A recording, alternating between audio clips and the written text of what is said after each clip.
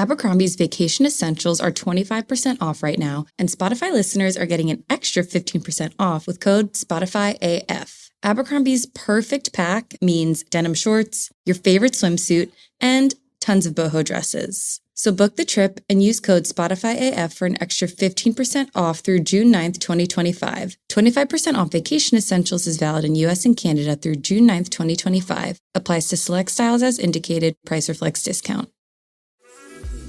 This episode is brought to you by Amazon Prime.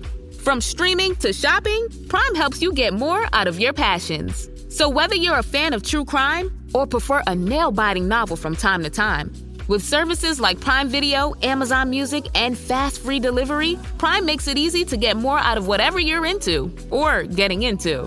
Visit Amazon.com/Prime to learn more. This is Optimal Work Daily. How 15 minutes of deliberate learning can dramatically increase productivity by Ryan H. Law of ryanhlaw.com. Imagine you are a brand new financial planner.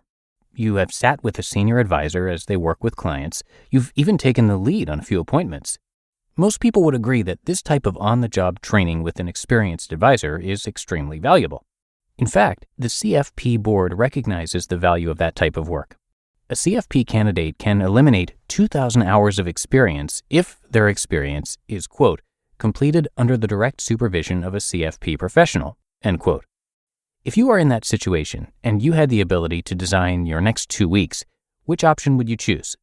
1, be involved in 10 additional appointments with the same or another senior advisor, or 2, be involved in 2 to 3 appointments with time set aside to articulate and codify, organize, or arrange systematically in writing what you learned. If you are like most people, 80% of respondents to a survey, you would choose option 1. After all, what is better than on-the-job experiential learning? Well, it turns out that option 2 is better. A lot better. Let's examine each one briefly. Option 1, experiential learning. No one would argue that experience is the best teacher, at least initially. In fact, option 2 only works if you have experience. The more time spent creating financial plans, especially under the watchful eye of a senior advisor, the better, right? Yes, but only up to a point. Option 2, deliberate learning. In option 2, you take your experiences and spend time, about 15 minutes is recommended, reflecting on it. Part of that reflection can be done with the senior advisor. Quote, I noticed that you skipped over a deeper discussion of the types of life insurance with this client. Why is that? End quote. Some of the reflection should be done on their own. Quote, I noticed that the advisor skipped over a deeper discussion of the types of life insurance with this client. What are some possible reasons for that? End quote. Some of the reflection will be best if written. In fact, there should always be a written component. Is this only true for new advisors? Of course not. When was the last time you learned something new? I read a research study about this topic, and I'm now reflecting and codifying that research by writing about it here. I understand it better because I am taking time to share it in my own words. How much of a benefit is gained by option number 2? According to the study, as much as 23.2% over those who just focus on more experience. We're not talking about a small 1 or 2% gain, 23.2% improvement. And the gains are long-lasting. A month later, the employees who reflected still had a higher level of productivity.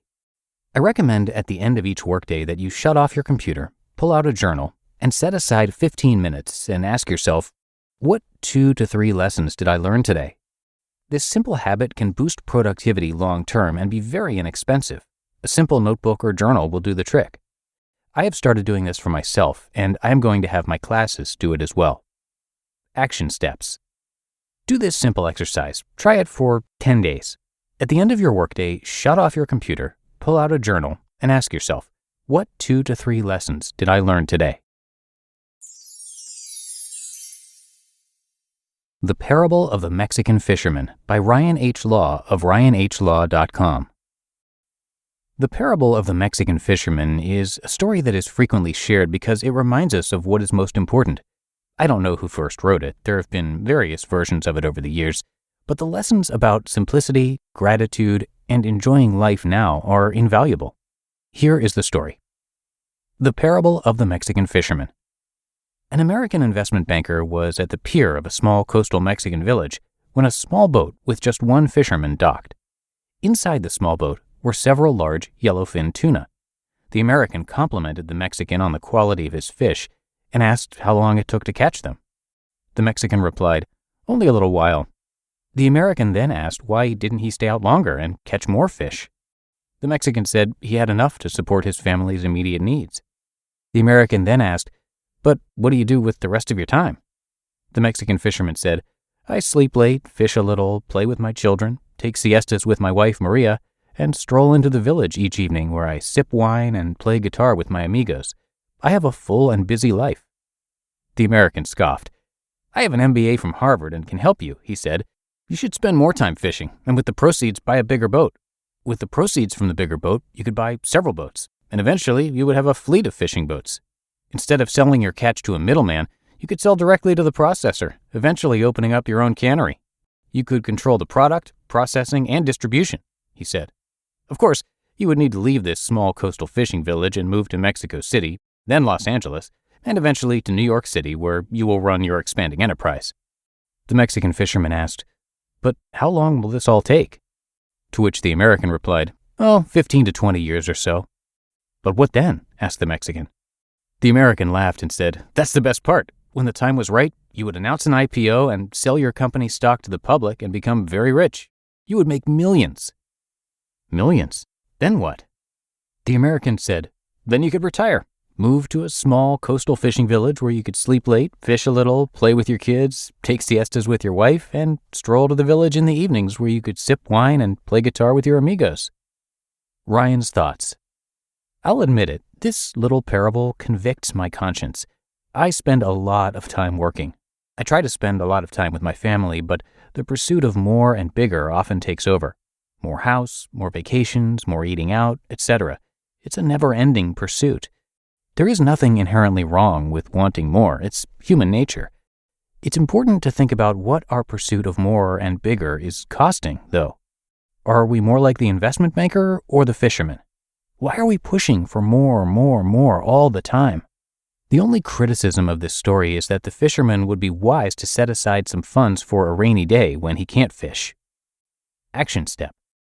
Are you more like the investment banker or the fisherman? What steps do you need to take to move more in the direction you want to be in?